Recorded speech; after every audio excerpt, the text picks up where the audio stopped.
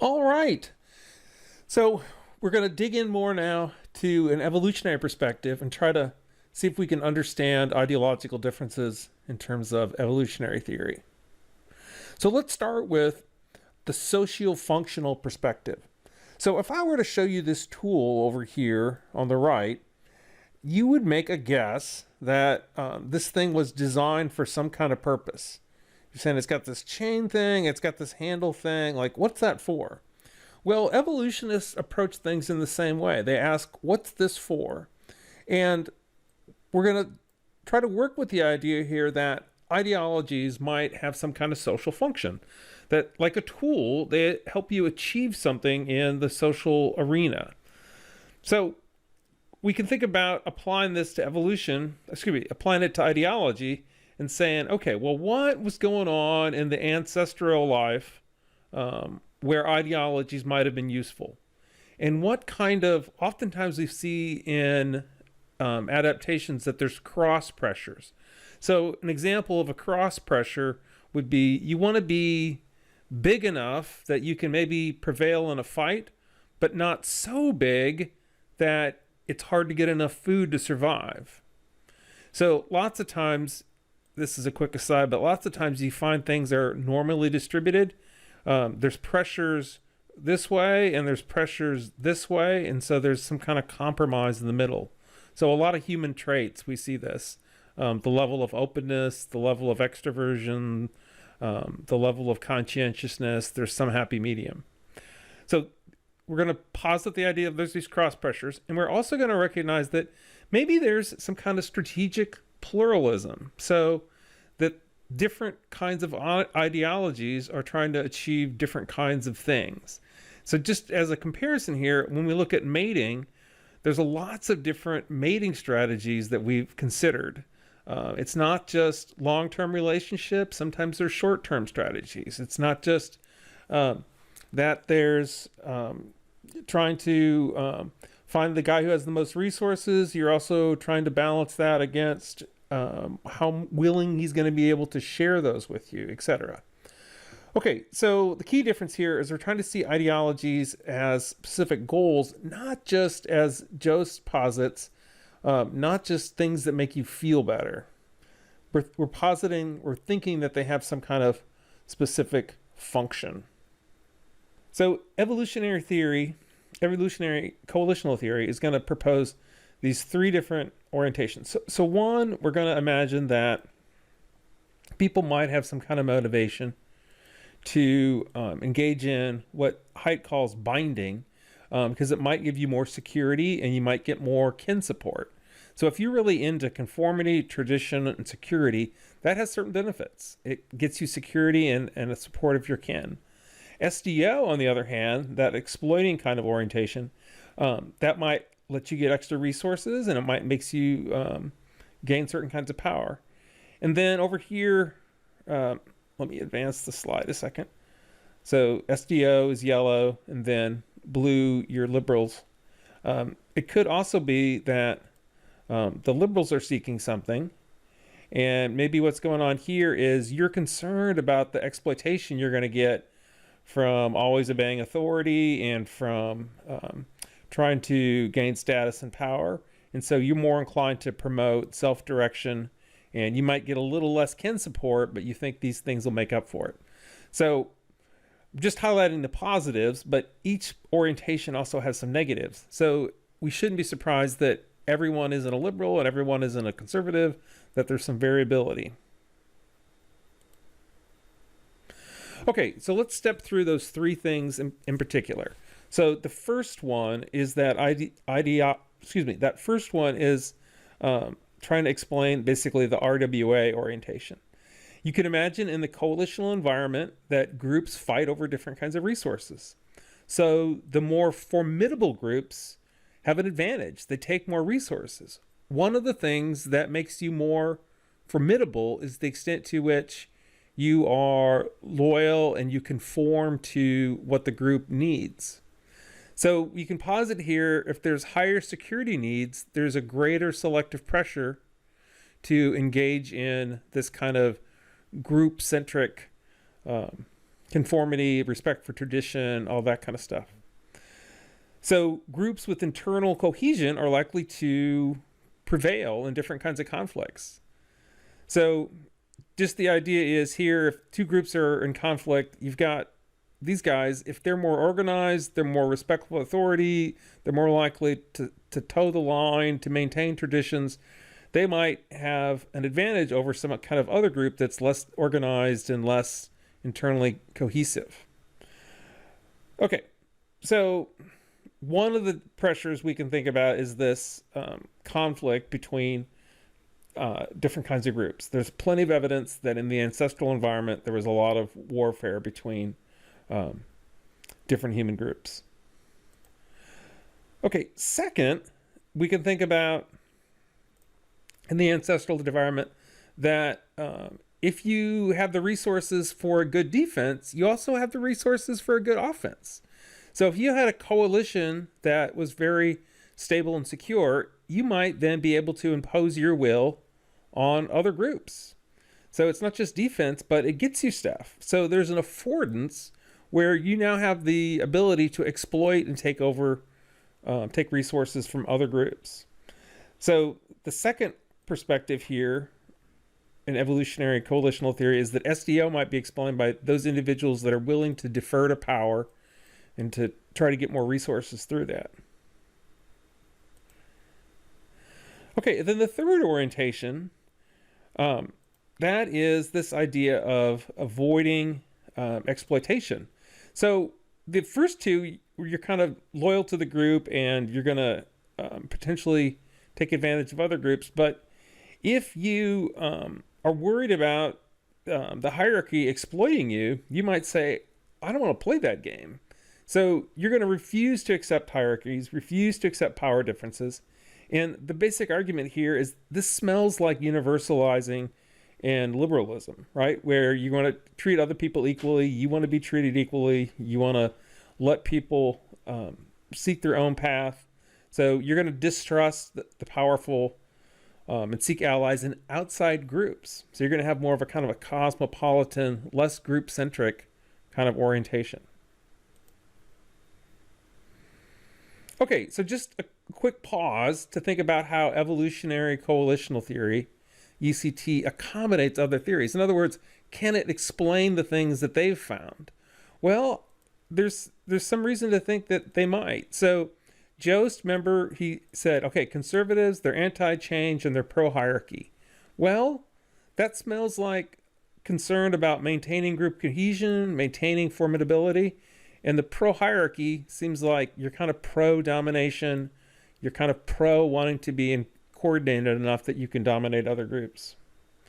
And then if you think about Haidt's perspective, the idea of a binding orientation being central to conservatism, well, Haidt identified these three subfacets: in-group loyalty, authority, respect, purity, sanctity.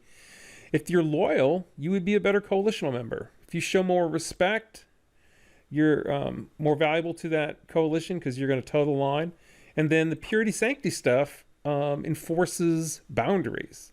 So if you think it's disgusting when other people eat food in a way that's different than you do, we can see some of that purity sanctity stuff at work. And if you think about different kinds of religious groups, oftentimes they have certain kinds of ways you're supposed to prepare food, and ways you're supposed to eat, and things in certain celebrations around certain festivals around involving certain kinds of food and certain kinds of practices. But all those kinds of things can make your group distinct from other groups. Okay, so that's evolutionary coalitional theory, but there's also some reason to think it might be grounded even more in more basic evolutionary processes that have to do with this thing called parent-offspring conflict. So growing up, you might have found that there were situations where you wanted more autonomy than your parents wanted to give you. And it turns out that there's this genetic logic that underlies that. And this is, Shrivers wrote this famous paper in 1974 about that.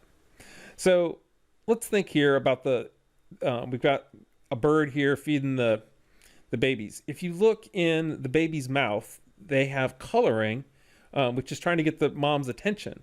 So there's this dynamic where the birds, the offspring, are competing with each other. But from the mother's perspective, she has this, why can't you all get along kind of perspective, where she would be happier if they treated each other as equals and that they were willing to share more evenly. So that's this parent-offspring conflict. Parents want the kids to cooperate. The kids kind of want to promote their own interest at the expense of other kids. Okay, so the short story, parents have desire for kids to cooperate unselfishly. Children have more incentive to invest in their own children. And I don't want to get into the details, but it has to do with how much genetic material you share with your siblings versus with your own children. So it's been proposed by Crespi and Summers, and then again by Crespi, that religion is this method of achieving parental control. So in here, we're talking about religion because religion is pretty central, pretty often goes along with social conservatism. So you'll notice here with religion, there's this reverence for ancestors or the religious leaders of the past. The authority is revered. It's made holy. There's this idea of sacrificing for kin, doing the right thing. It even gets divine sanction. And also, this is the thing I've been hinting at in previous slides.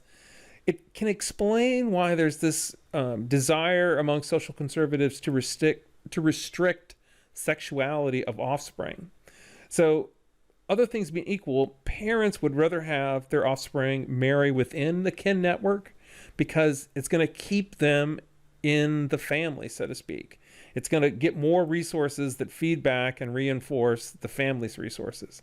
If the kid goes off and marries somebody from a different network, they might leave, and then they're no longer going to be part of the team that's promoting those genes, the genes that you came out of.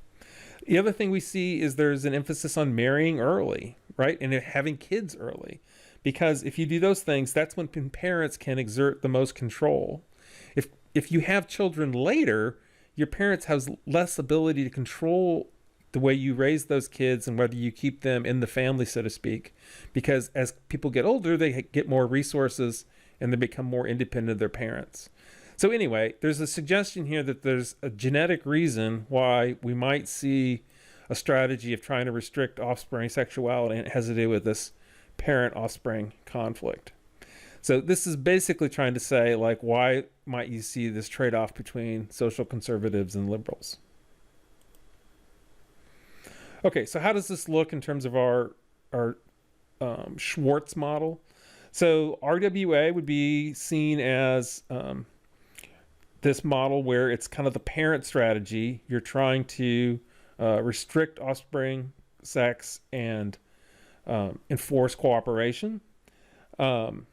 There's also the offspring strategy. This is more the kind of the liberal strategy up here, where you're trying to look beyond the kin network for mates. You're willing to mate with for people from different groups. So you got this broader social network, and you really resist that parental control of sexuality because it limits your options.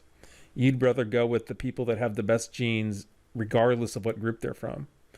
But then you can also imagine this other strategy that's kind of tied into the conservatism is this fast life strategy, where you're willing to exploit other people. So this reminds us of that, and this is located in that SDO area.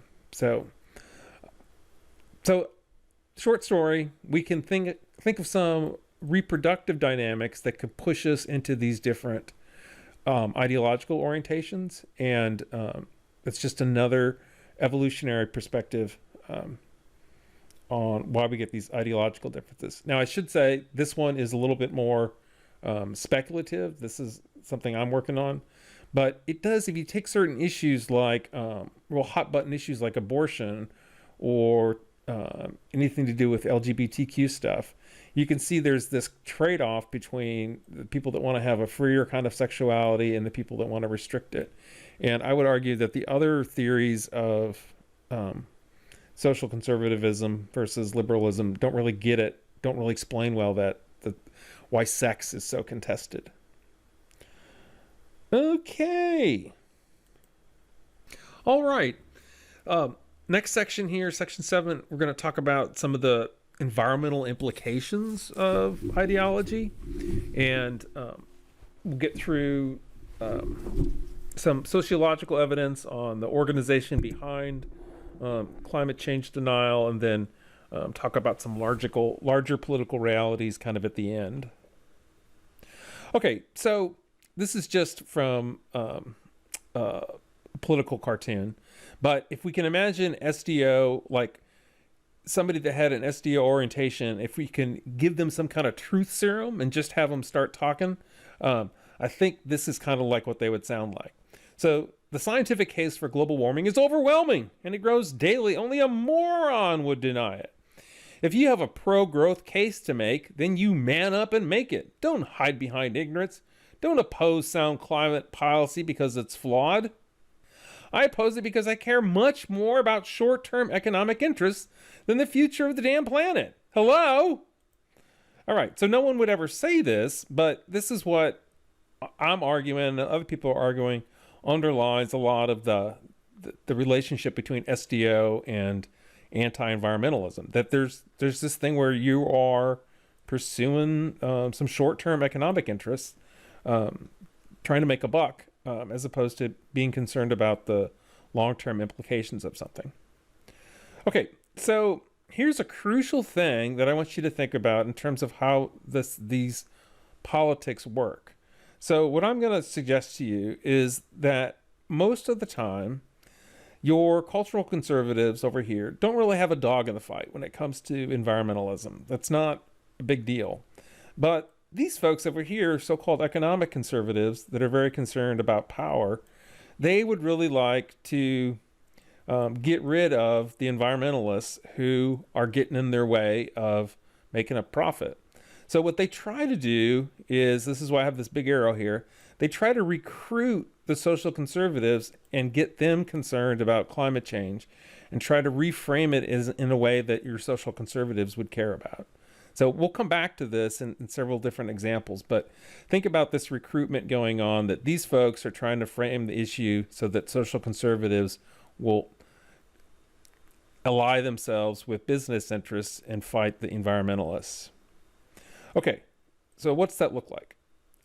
Well, first of all, sorry, I've got our 3 colors I keep forgetting about. First of all, let's just take a quick side note here into the white evangelicals. So it's really interesting because the white evangelicals tend to have the strongest denial of global warming. So if you look at the extent to which says there's no solid evidence, the white evangelicals are really high compared to, say, people that are people that are unaffiliated, not religious. So there's something weird about evangelicals, especially white evangelicals, and the willingness or kind of a distrust of science. I think you still see some of the same thing with COVID, and my suspicion it has something to do with you're not trusting larger society. You trust your kin group and your local groups, and science is not something that you want to put a whole lot of faith in. Okay, so there is some paradox with evangelicals. I'll just highlight, or some characteristics. It's often southern. It's often rural. They tend to be also racially conservative. They can be recruited by these economic conservatism. And they tend to see the world in terms of a battle of good and evil. So the SDO types, the economic conservatives, will tend to try to frame liberals as trying to upset the social order and this kind of thing. Salvation is defined really narrowly. They tend to avoid social issues, so it's much more about like personal responsibility. And then the head scratcher, the white evangelical support for Trump. So bottom line is religion tends to be part of this larger kind of conservative system and culture that the economic conservatives can kind of leverage and bring to bear against environmental initiatives. Okay, So a few other things from a broader sociological perspective. I'm trying to explain to you here how this recruitment works. But this is from Dunlap and McRight. This is a famous sociological model of the resistance to climate change. And we'll talk through these different points. But their basic idea is there are certain people like the Koch brothers that have just stand to make a ton of money if we keep using fossil fuels. And so they will do things to get other people to make their case against taking action on global warming. And they've been pretty effective. Okay, so to break this down, you have the different interest groups, different players here. You've got the fossil fuel industry. So your ExxonMobil, your coal industry, you've got your corporate America, and you've got your conservative foundations. They fund these different think tanks who have all these people that show up on talk shows. And then they also fund these front groups. In other words, these are called AstroTurf, but they're groups that are made to look like they're just common citizens, but they really are a way of taking these corporate interests and making them look broader and more generally supported by the public. All right. So, and then you enter in there's this echo chamber, and we've seen more and more of this in recent years with the Twittersphere and the way which social media kind of echoes what you've already thinking is true. But politicians, this is a little dated, it says blogs, but you can think about Twitter, media like Fox News, but there's this echo chamber that ramps up a certain way of looking at things that is like a propaganda network. And then you get these AstroTurf campaigns that come out of it that try to influence politicians. And it's been very successful. Okay, so how does this work? So money buys influence. And it also it gets framed in terms of this religious language, again, to try to recruit the social conservatives. So this is James Inhofe. He's a senator from Oklahoma who's a big backer and defender of the fossil fuel industry. So note how he frames this. The reason I'm not impressed with science and scientists is because the Lord Almighty can overcome all these so-called facts in the blink of an eye. So it's kind of a strange argument to make unless you think that he's trying to recruit the social conservatives to his kind of SDO agenda.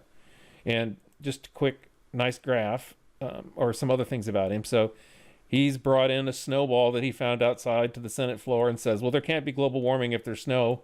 This is just an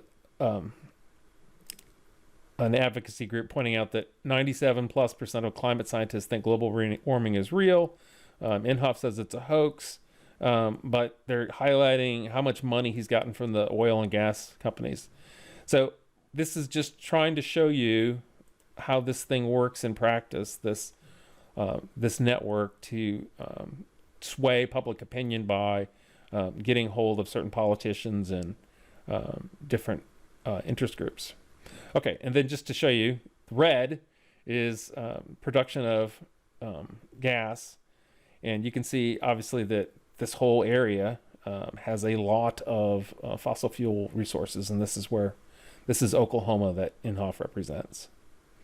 Okay, so working with the same model, trying to see how there's this push for global warming denial. This is Public Citizen. You might have heard of Ralph Nader, but this is one of the groups that kind of watches different media outlets. So they are kind of taking apart and doing research on what Fox has done with climate denial. This was in 2019. So 86% of the climate discussions on Fox News in the first half of 2019 were dismissive of the climate crisis. And there's three main arguments they make, which I think is helpful for helping us think through how they relate to conservatism. Okay, so climate change is a vehicle for Democrats' radical big government agenda. So it's trying to scare your social conservatives by saying there's going to be a lot of change, and we know you don't like change. And then they're talking about how it's going to kill our economy and send us back to the Stone Age. So it's hitting that social conservative concern about security and feeling vulnerable. And then concerned about climate change crisis is liberal hysteria.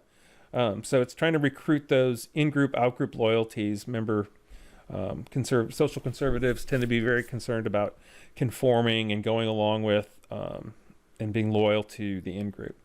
So you can see how that, if you just stop for a second, what we're trying to do is say, okay, there's this model of how the larger society, especially the moneyed interests, support climate change denial. And I'm trying to show you how, if you go back here, SDO is trying to recruit the social conservatives. So if you look at the kind of arguments that Fox tends to make, you'll see how it's appealing to that social conservative perspective. Okay, here's another example of that. The most important thing to the Christian community is not the environment, but evangelism. So this is an environmentalist. They got the bird here covered with oil, and they're kind of calling out this Pastor John here saying, maybe you want to rethink this. But the point is, you've got social conservative guys saying that it's the gospel that's important, not the planet. Okay, so then those are some broader issues, but now I do want to give you some like really solid empirical studies that have looked at this. Okay, so one of the things they've done, and the short takeaway from this study is they've linked SDO to environmental exploitation. So this was a study by Milfont and Sibling in 2013.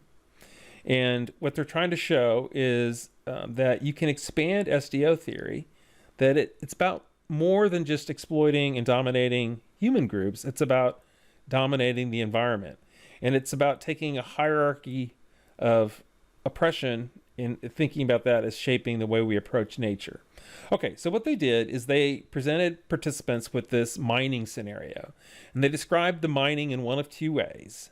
They either described it as it was going to enhance hierarchy. In other words, it was going to make the rich richer, or it's hierarchy attenuating, meaning that it's going to reduce the amount of wealth inequality.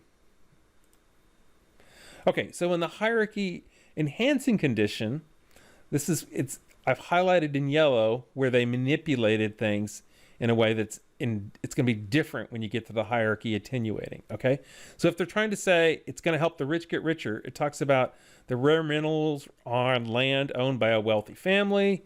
They make millions of dollars in profits every year. Other wealthy investors are eager to buy shares. The profits are going to go exclusively to the mining company and its investor. Okay, so some participants are told that, hey, the project is going to make the rich richer. Other participants get a different story. They get a story that it's the local community that's voted for this. The profits will go directly to the community. The profits will be shared equally by all in the community. So it's going to help the poor, basically. Okay, so the result, what they found was that as SDO increases, there was greater support for the mining operation if it benefited the wealthy. So there's an interaction where for high SDO folks, they hate this hierarchy attenuating stuff. They're not going to exploit environmental exploitation if that's the case. But if it links to if environmental exploitation links to making the wealthy more powerful, then they're all for it. Okay, just one other study I want to show you is from Hofarth and Hudson in 2016. I know this sounds like some kind of, I don't know, new bread product or something. But what this one is showing is how, and what they start with is the idea that conservatives are trying to frame the environmentalists as radicals. So this keeps going back to that idea. I'm going to write this here so you make sure you pay attention. The idea that the economic conservatives are recruiting, I'm not spelling recruit right, am I? Recruiting the social conservatives to their cause. Okay, so in the UK, they talk about the environmental Taliban. in the U.S., they talk about Nazis and militants. They also talk about this anti-energy regulatory jihad. Talk about Hitler Youth, but they're trying to activate that RWA binding orientation by suggesting that environmental concern is really a battle of us versus them. Okay, so here's what they do. They do this study where they look into, they do this causal modeling, and let me explain this to you. This is a little bit fancy, but it's not that hard to understand.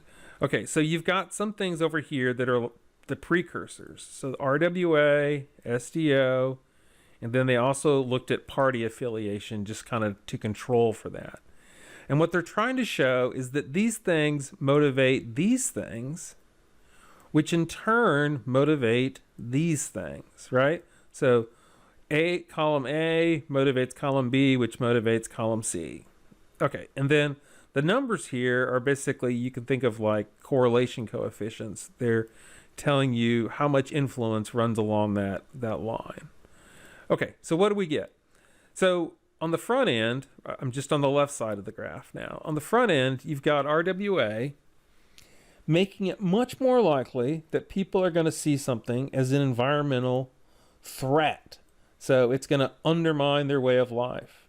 Social dominance orientation also predicts that. It's going to cause this, it's a threat to the status quo, basically. There is some extent to which SDO is worried that you're not going to be able to utilize nature in the same way. But the thing I want you to pay attention to is reframing environmentalism as a threat is what these two things are motivating. Okay, and then over here, they show that once you convince the conservatives or people in general that there's an environmental threat, that makes them less supporting of environmental policy, more supporting of climate denial, and more denial that it was caused by humans. So the crucial thing here, it's not just that people think it's going to be expensive. They have become convinced that it's going to undermine their way of life. So it is making it the case that you can recruit social conservatives by convincing them that environmentalism is threatening. It's not just finances that are at risk, it's this stuff. Okay, so again, this is how the social conservatives are getting recruited. Okay, last thing I want to talk about is the kind of the larger political climate that we find in the U.S. And this is getting a little bit beyond the confines of psychology, but I think it's helpful to have this bigger picture. Okay, so the U.S. has historically, relative to other Western democracies, we've had a hard time with environmental stuff. We've really struggled to enact effective policies. And one way of understanding that is there's this greater income wealth inequality in the U.S. that leads to plutocracy. So plutocracy is where the wealthy, fat cats, have more power than other people. So the basic story, this gets a little complicated, but I'm trying to break it down, is that plutocrats are going to distract attention from economic issues. They're going to get people to think about something other than the fact that the plutocrats have all kinds of money. They're going to manufacture outrage on other issues, on social issues, and this is going to disable the ability of the left to challenge the environmental degradation that's going on. So basically, it's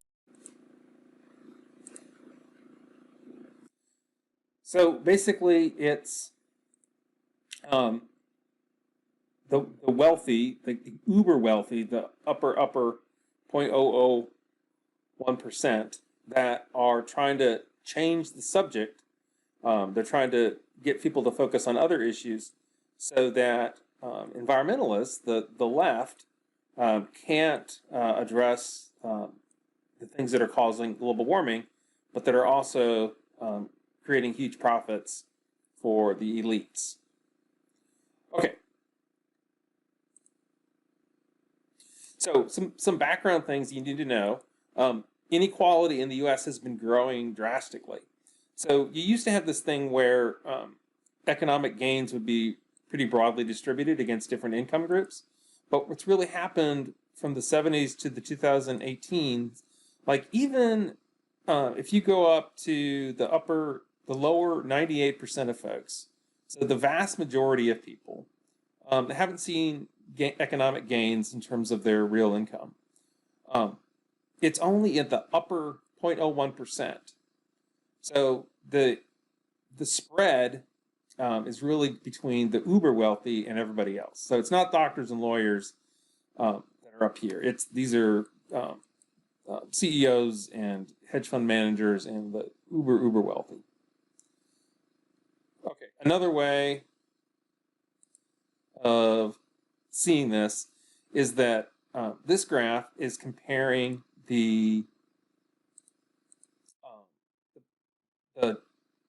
what's happened to the income of the bottom 50% and the top 1%. So the bottom 50% used to be doing better, but now has been doing worse over time. But the top 1% has been getting a larger and larger share of the nation's income. So again, there's this huge concentrations of wealth that's really has transformed American politics. So there's this vicious cycle where the wealthy have more political power and they're able to get more financial power. And this affects both the Democrats and Republicans. Okay, so one way you can see the implications of this is the Republican Party has been pushed really far to the right. So the Democratic Party is a little bit to the left relative to where the median voter would be. But the Republican Party has become a lot more extreme. Now, there's other countries out there, other political groups in other countries that are more extreme, but at least relative to the Democrat, it's the Republicans that have shifted far to the right. And that's many people would say that's because of this growing wealth inequality.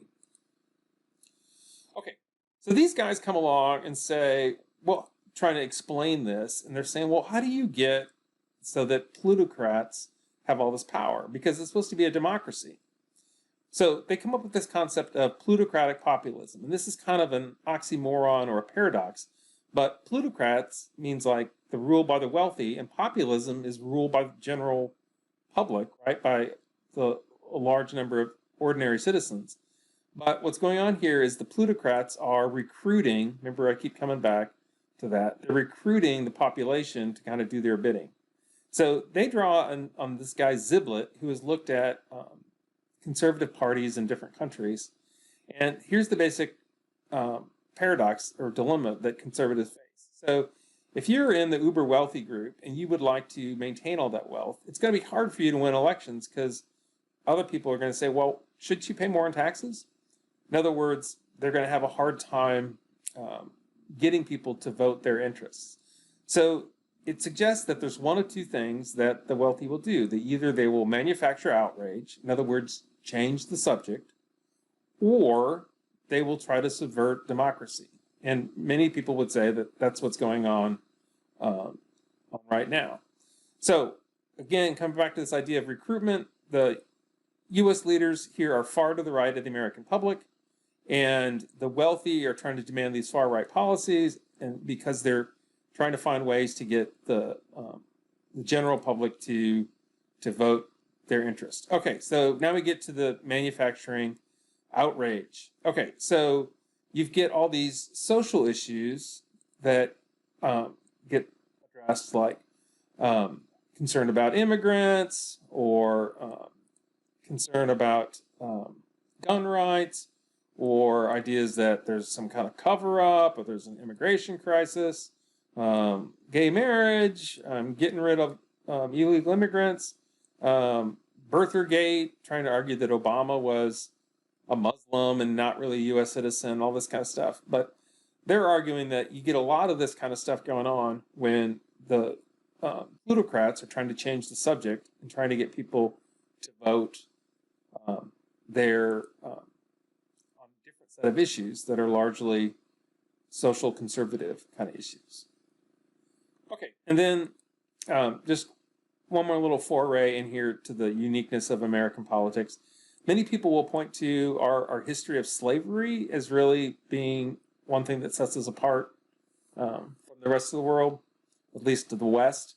So in the Deep South, this is a great book on the different traditions we have in the different parts of our country based on who founded those areas. But the Deep South has a strong anti-democratic culture. Deep South was founded by these slave lords that came over from Barbados, and planters had this kind of very hierarchical view of the world. They talked about the mudsill. They talked about the people at the very bottom of the social hierarchy that made their liberties possible. So very, very oppressive, very willing to keep other people under their thumb. So, and this is just, you've got different traditions in different parts of the country, but many people are arguing now that these political traditions of the Deep South are getting broken out and now kind of dominate national politics. So this idea, this Southern political view that small government is best and that poverty represents personal failure as opposed to a failure of the larger system. Heather Cox Richardson has made this case in How the South Won the Civil War. Another scholar, Nancy McLean, has talked about the relationship between economic conservatism and a resistance to social school desegregation. And these guys in the long Southern strategy have talked about the ways in which Republicans have exploited white racial grievances since Nixon. So in other words, the previous ones we were talking about, they were saying it comes down to financial inequality, but there's also a case to be made that it's the racial history of our country that makes the us versus them kind of logic of a lot of our arguments have more teeth. Okay, so some concluding thoughts. So it's likely that ideology is shaped by our evolutionary origins. So we talked about ECT and how that might work out. We've also seen how RWA and SDO can both motivate climate change denial.